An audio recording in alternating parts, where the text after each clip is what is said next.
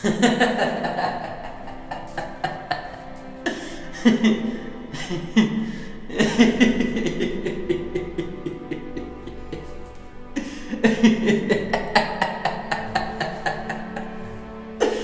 गए मेरी बर्बादी का तमाशा देखने।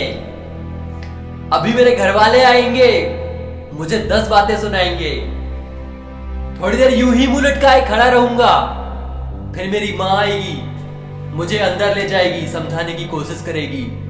फिर आप लोग मेरी असफलता का मजाक उड़ाते हुए 4 लोगों से चर्चा करोगे, घर जाओगे, खाना खाओगे, सो जाओगे।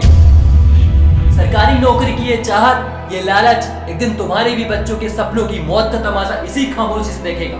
कुछ नहीं कहना मुझे तुम्हें, कुछ नहीं। तुम लोगों की जिंदगी में कोई फर्क पड़ने वाला नहीं। सोसाइटी के डर में जीने की आदत लगी है तुम लोगों की। लोग क्या सोचेंगे ये सोचने की आदत लगी है। पहले फूफा की सुनी, फिर चाचा की, और फिर ये बाजू वाले अंकल की। और जब कुछ भी समझ में नहीं आया तो दुनिया को देखते हुए हम भी चल दिए भेड़ चाल में। शिक्षा को व्यापार बनाने वाले चंद गुरु घंटाल लोग सरकारी नौकरी के नाम पर तुम्हारा काटते हैं और तुम बिना खुद का हुनर पहचाने अपना कटवा रहे हो। कटवाओ कटवाओ। अरे ऊपर वाला भी ऊपर से देखता होगा तो उसको भी शर्म आती होगी। सोचता होगा मैंने इस दुनिया में सबको अलग अलग टैलेंट और प्रतिभा देकर दुनिया में भेजा था। नीचे देखा तो सबकी एल लग गई, एल। सब गधे बन गए, गधों की रेस में शामिल हो गए। दौड़ते रहो जिंदगी भर, सड़ो और मरो। आए और गए, खेल खत्म। क्यों जिए मालूम नहीं, क्यों मरे मालूम नहीं। छोड़दास छान छान टैलेंट के दम पर गधों की रेस को खत्म करना चाहता था। कौन समझा उसकी बात को? सब साले भीड़ में चलने वाले भेड़िए, जिंदा लाशें। किसे समझाता वो? मैं समझ गया, कुछ अच्छा काम करके जा रहा हूं, सुकून है। लेकिन कल को ध्यान में रखना, जब एक पोस्ट के पीछे लाख स्टूडेंट तैयारी कर रहे होंगे, तब ये सरकारी नौकरी की चाहत तुम्हारे बच्चों के लिए रोना बन जाएगी।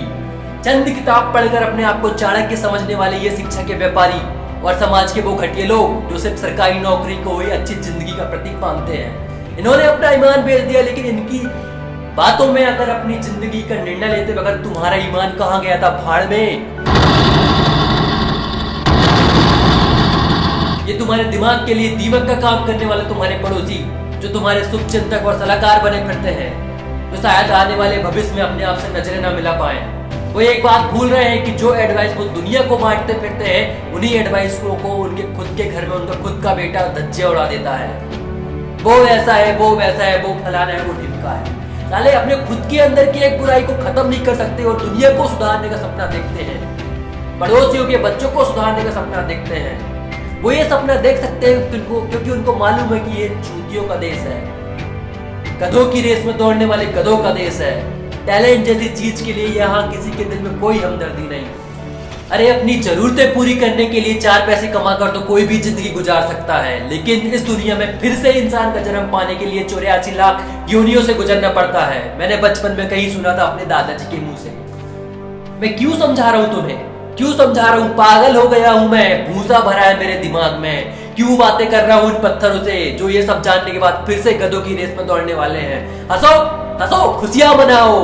सरकारी नौकरी के चक्कर में आज एक और नौजवान अपना समय, बाप का पैसा और अपने सपनों को कुर्बान कर लोगों की अपेक्षाओं पर खरा उतरने की रेस में हारने जा रहा है। कल कोई और हारेगा, हमें क्या, हम तो इसी तरह जीते रहेंगे, है ना? जियो भाई, जिसको जैसा जीना जियो। मैं किसी की अपेक्षाओं पर खरा उतरने के लिए अपने सपनों को मार कर नहीं जी सकता। ये चल नहीं करने का सरकारी नौकरी, नहीं करने का सरकारी नौकरी।